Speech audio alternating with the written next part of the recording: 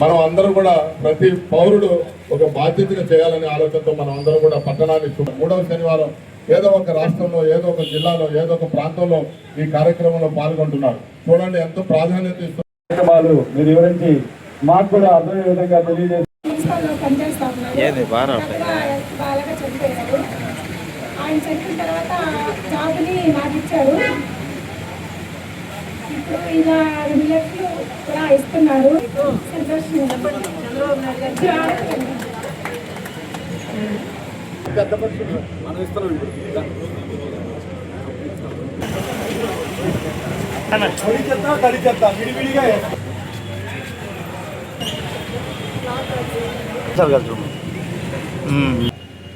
భద్రత,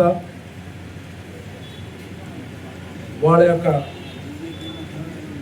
సౌకర్యాలే పరమావధిగా మన ప్రియతమ ముఖ్యమంత్రి నారా చంద్రబాబు నాయుడు గారు ముఖ్యంగా పారిశుద్ధ్య కార్మికుల యొక్క భద్రత గురించి, వారికి కావాల్సిన మౌలిక వసతుల గురించి నిత్యం అధికారులతో సంప్రదించి అన్ని విధాలుగా వారికి సౌకర్యాలు కల్పిస్తున్నారు.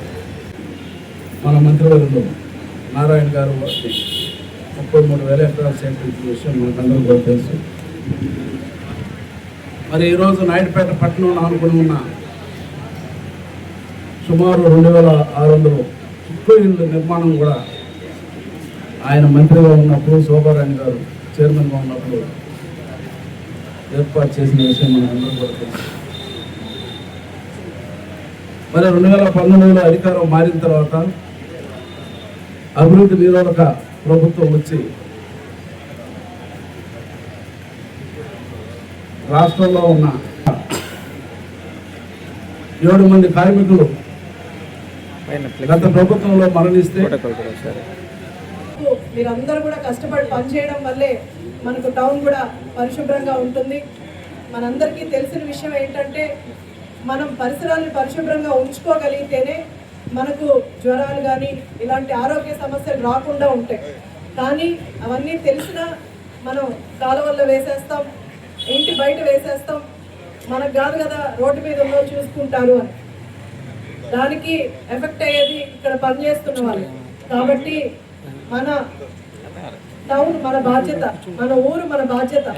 అందరూ కూడా బాధ్యతగా తీసుకొని మనం వేసే చెత్త అటు మనకు కూడా ఎఫెక్ట్ అవుతుంది. మన ఇంటి బయట చెత్త ఉండడం వల్ల అది ఈగలు కానీ దోమలు కానీ మన ఇంటి దాకా కూడా వస్తాయి. అది ఆలోచించి మన వల్ల మనకు కానీ అవతల వాళ్ళకి కానీ ఎటువంటి బాధ్యత అన్న నినాదంతో మీరందరూ కూడా ముందుకెళ్తే ఖచ్చితంగా మన పరిసరాలంతా శుభ్రంగా ఉంటాయి. వీళ్ళకి పని తగ్గుతుంది, మనకు ఆరోగ్య సమస్యలు తగ్గుతాయి. ఎవరికి ఎలాంటి బాధ లేకుండా మనం నీట్గా ఉంచుకోవచ్చు. టౌన్ నీట్గా ఉంటుంది, మనం బాగుంటాం. అది అందరూ కూడా పాటించాలి. అలాగే కమిషనర్ గారు చెప్పినట్టు మనకు 2 డస్ట్బిన్లు కూడా మనకు అందిస్తున్నారు. ఒక దాంట్లో తడి చెత్త వేయాలి, ఇంకో దాంట్లో పొడి చెత్త వేయాలి. ఏమైనా గుచ్చుకునే ఐటమ్స్ ఏదైనా గ్లాసు పగిలినా కూడా మీరు అవి కవర్లో ప్యాక్ చేసి మన నియోజకవర్గాల నుంచే మన డెవలప్మెంట్ మొదలవుతుంది. నియోజకవర్గాలు ఒక్కొక్కటిగా డెవలప్ అవుతూ ఉంటే ఖచ్చితంగా రాష్ట్రం కూడా అభివృద్ధి చెందుతుంది.